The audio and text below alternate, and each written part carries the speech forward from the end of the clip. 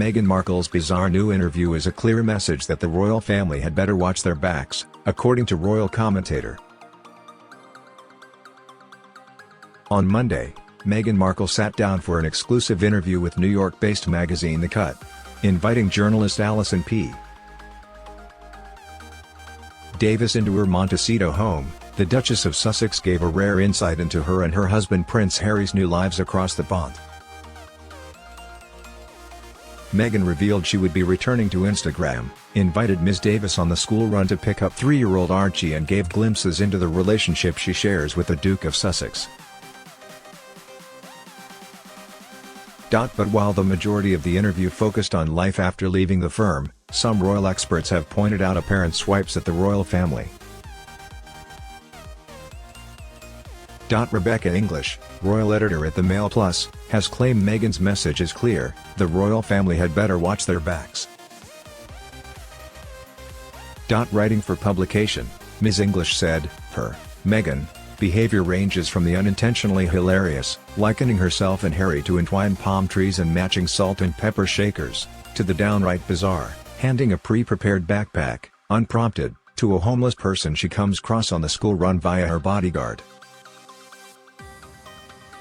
But there is an undertone of cool menace in the Duchess of Sussex's latest extraordinary interview with American lifestyle magazine The Cut.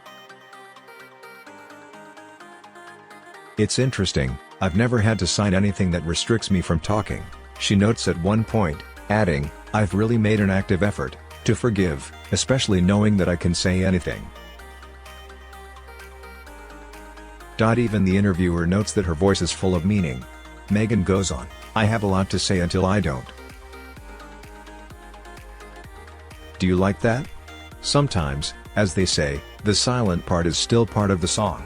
The language may be strangulated, but her message is crystal clear: the royal family, her in-laws, had better watch their backs." She makes the not-so-subtle impression that her treatment by the British establishment, which she feels was different to any other member of the royal family in history, was because of race. During the interview, Meghan explained the structure by which royals release photographs of their children to the UK media, a system that didn't sit right with her. She told Ms. Davis, "Why would I give the very people that are calling my children the N-word a photo of my child before I can share it with the people that love my child? You tell me how that makes sense and then I'll play that game." Later, Meghan touched on her and Harry's decision to step down from their senior roles in the royal family and leave the UK. She referred to the Sussexes' early proposal of removing their taxpayer funding but continuing to work on behalf of the monarchy while earning their own money. The Duchess then discussed their desire to leave the country, claiming she and Harry were disturbing the hierarchical dynamic just by existing. She added that their proposal was not something new for the royal family and went on to list a number of royals who have the exact arrangement they had asked for. When asked why that might be, Meghan returned the question. Ms. Davis wrote Meghan's response came with a look that suggested she should understand without having to be told. Meghan and Harry have previously discussed racism against the Duchess in relation to their decision to exit the firm. In their now infamous interview with Oprah Winfrey, the Duke and Duchess alleged there were several conversations within the royal family about how dark their baby might be.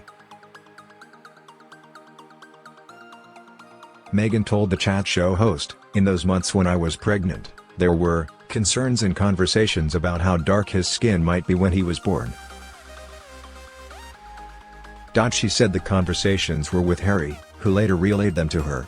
Both she and Harry refused to say which member of the family said it. Harry said, "That conversation, I am never going to share. At the time it was awkward, I was a bit shocked." Harry also said that it hurt him that his family never spoke out about the colonial undertones of news headlines and articles.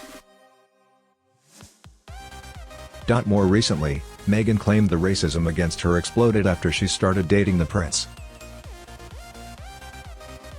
Speaking on the latest episode of her podcast Archetypes, Meghan said she wasn't treated like a black woman until she first met Harry.